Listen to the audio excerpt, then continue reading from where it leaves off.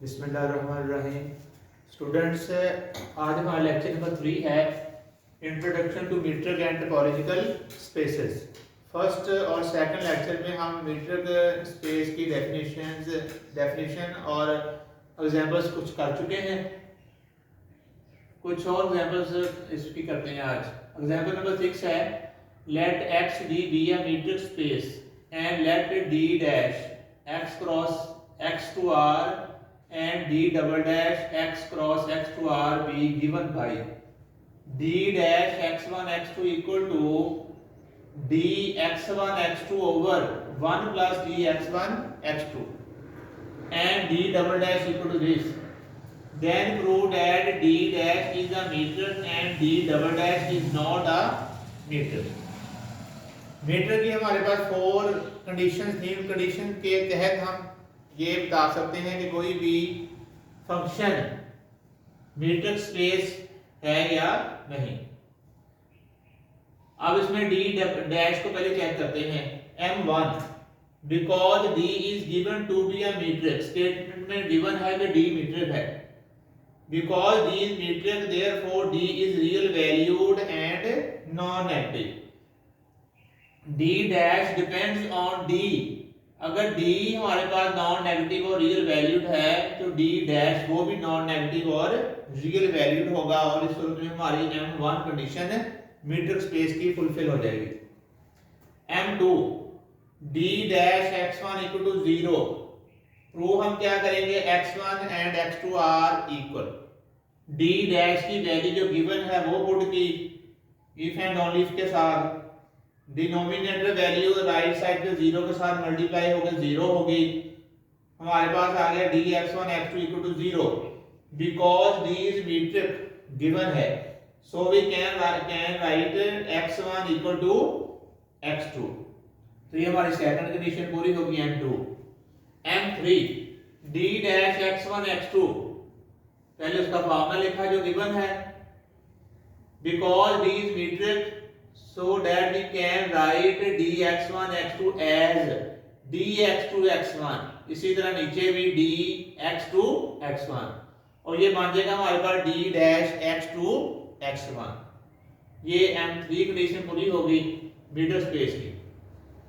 M4 के लिए because d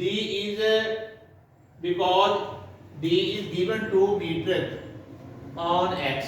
d को मीट्रिक कहा गया है इसलिए d की हम ट्रायंगल इनइक्वालिटी यूज कर सकते हैं। dx1 x3 लेस देन और equal to dx1 x2 plus dx2 x3। Adding 1 on both sides, दोनों तरफ 1 ऐड किया, लेफ्ट पे भी और राइट पे भी। इनके रेसिप्रोकल ले लिए। रेसिप्रोकल लेने से ये स्मॉल टर्म ग्रेटर हो जाएगी, ये ग्रेटर टर्म स्मॉल हो जाएगी। मल्टीप्लाइंग बोथ साइड बाई -1, -1 से मल्टीप्लाई करने से इक्वालिटी चेंज हो जाएगी। पहले ये वाली टर्म स्मॉल ग्रेटर थी, अब स्मॉल हो जाएगी। ये वाली टर्म स्मॉल थी, अब ग्रेटर हो जाएगी। Again adding 1 on both sides, दोनों तरफ 1 ऐड किया, लेफ्ट और राइट पे एलसीएम लिया, कटिंग करके हमारे पास आ गया dx1 x3 over 1 plus dx1 x3। इसमें 1 की कटिंग होगी।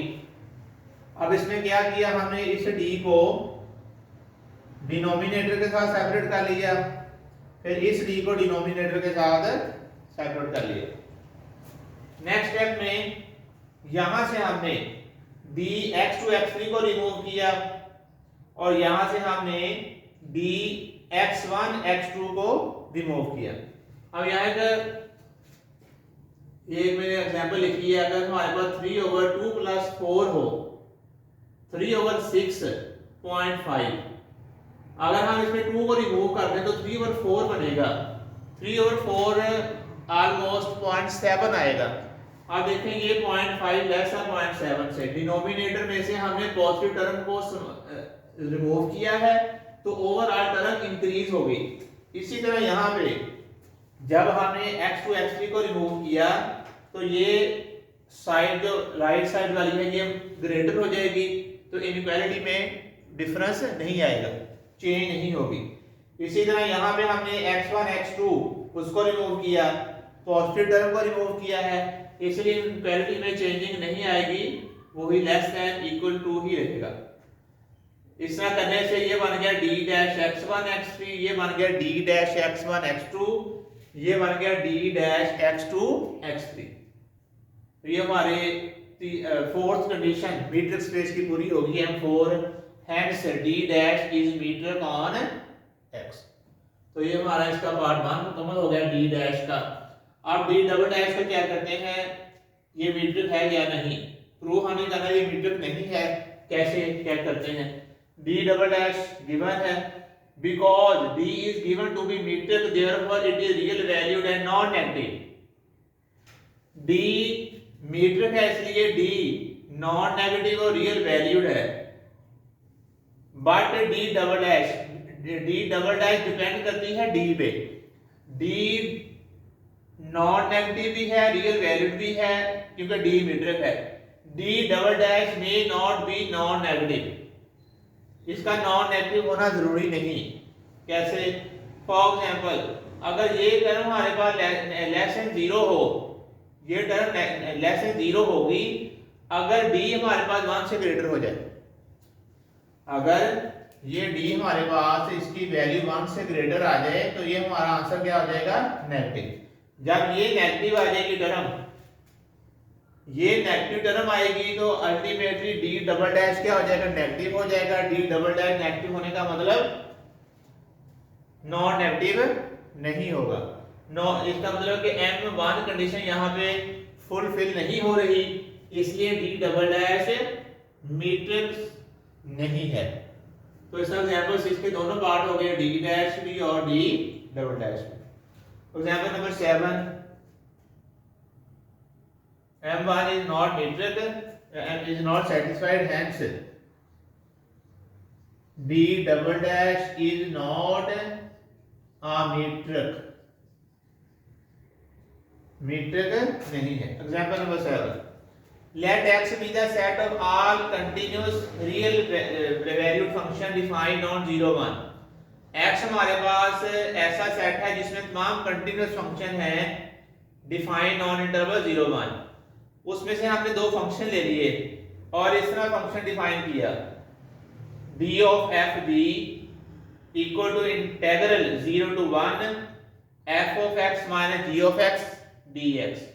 prove that xd is a metric space। Again वही m1 m2 m3 m4 चारों कंडीशन चेक करेंगे। m1 because fx minus gx is greater than equal to 0 because absolute value is always non negative। अगर ये function non negative है तो इसका integral वो भी नॉन नेगेटिव होगा। और इंटीग्रल का नाम क्या है, d of f g greater than equal to 0। ये हमारी m1 कंडीशन पूरी होगी। m2 d f g equal to 0, d की वैल्यू लगाई इंटीग्रल की सूरत में जो गिवन है 0 to 1 f of x minus gx mod dx equal to 0। Integral 0 उस वक्त होगा अगर लिमिट्स 0 हो या फंक्शन जो इंटीग्रल के अंदर है वो 0 हो। लिमिट आपस में मुख्तलिफ हैं 0 और 1, इट मींस जो फंक्शन इंटीग्रेट है वो इक्वल टू 0 होगा। और एब्सोल्यूट वैल्यू 0 कब होगी, अगर एब्सोल्यूट वैल्यू के अंदर वाला फंक्शन 0 हो। f of x minus g of x equal to 0 और यहां से आ जाएगा f x equal to g of x और यहां से आ जाएगा f इक्वल टू g। तो ये हमारी M2 कंडीशन होगी मीट्रिक स्पेस की। Number 3, dfg fx minus gx mod के अंदर नेगेटिव चेंज हो सकता है, इसको लिखा gx minus f of x, ये बन गया हमारे पास dfg। और ये M3 भी कंडीशन पूरी होगी। M4 dfg fx minus gx, इसमें hx माइनस और प्लस किया, जब हमने इसमें इस मॉड को सेपरेट किया तो शुरू में आ गया लेस देन और इक्वल टू। ये हमारे पास बन गया d ऑफ f h, ये हमारे पास बन गया d ऑफ h g।